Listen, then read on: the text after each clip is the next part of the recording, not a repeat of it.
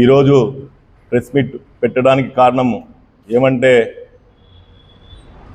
పోయిన 4-5 రోజుల కిందట ఒక గిరిజన అమ్మాయిని మైనర్ బాలికకి కిడ్నాప్ జరగడం ఈరోజు మనము పేపర్లో కూడా అన్ని దానిలో కూడా చూసాము.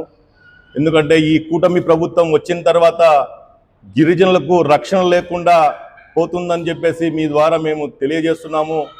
రాష్ట్రంలోనే కాదు ఈ జిల్లాలో ఇప్పటికీ గిరిజనుల పైన అత్యాచారాలు మానభంగాలు ఎన్నో జరిగాయి. మైనర్ బాలికలకు కూడా రక్షణ లేకుండా పోతుంది ఈ కూటమి ప్రభుత్వంలో అని చెప్పేసి మీ ద్వారా తెలియజేస్తుంటున్నాను. ఎందుకంటే ఆత్మకూరు మండలంలో గొరదిల్ల గ్రామం నందు మొన్న ఒక గిరిజన మైనర్ బాలిక మీద కేసు పెట్టడానికి వెళ్తే కేసు కూడా తీసుకోకపోవడం ఎంత నిర్లక్ష్య ధోరణినో మీ అందరి ద్వారా తెలియజేసుకుంటున్నాను. ఎందుకంటే అదే గొరదిల్ల గ్రామం నుంచి ఒక ఎస్టీ వారి తండ్రి పోలీస్ స్టేషన్కి వెళ్తే ఒక కానిస్టేబుల్ చెప్తాడంట, అబ్బా ఇక్కడైతే న్యాయం జరగదు, ఒక టీడీపీ క్యాండిడేట్ అనిల్ చౌదరి అతని దగ్గరికి పోతే మీకు న్యాయం జరుగుతుందని ఈ పోలీసులు చెప్తున్నారంటే ఎంత సిగ్గుచేటు అని చెప్పేసి మీ ద్వారా తెలియజేసుకుంటున్నా. ఎందుకంటే ఈ కూటమి ప్రభుత్వం గిరిజనుల పట్ల ఎంత నిర్లక్ష్య ధోరణి చూపిస్తుందో తెలియజేసుకుంటాను. ఇదే ఈ జిల్లాలో ఇదే ట్రైబల్స్కి చెందిన TDP candidate ST commission member Venkatappa అని కూడా అతనికి కూడా ఉన్నాడు, ఇదే జిల్లాకు సంబంధించిన అతనికి కూడా మేము తెలియజేసుకుంటున్నాము.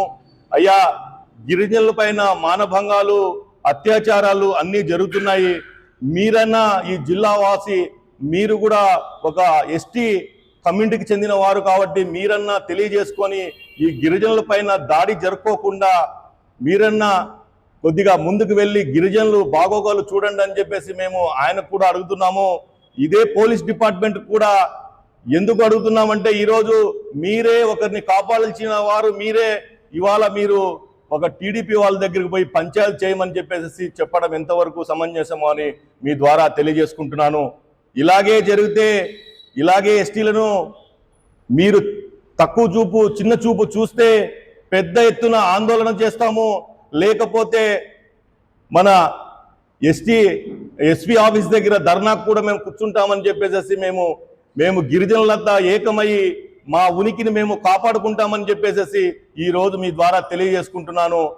అలాగే రాబోయే కాలంలో ఇలాంటి పరిస్థితి జరిగితే వారికి న్యాయం జరుపుకోకుండా, ఎవరైతే అమ్మాయి మైనర్ బాలికకు న్యాయం జరుపుకోకుండా వాళ్ళ తల్లిదండ్రులకు న్యాయం జరుపుకోకుండా ఉంటే పెద్ద ఎత్తున ఆందోళన కూడా దిగడానికి మేము సిద్ధంగా ఉన్నామని చెప్పేసి మీ ద్వారా తెలియజేసుకుంటున్నాను.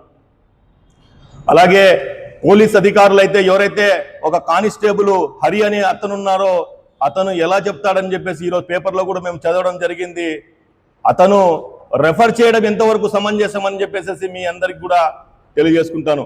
ఇలాగే జరిగితే పెద్ద ఎత్తున ఉద్యమం చేస్తానని చెప్పేసి మీ ద్వారా తెలియజేసుకుంటూ సెలవు తీసుకుంటున్నా.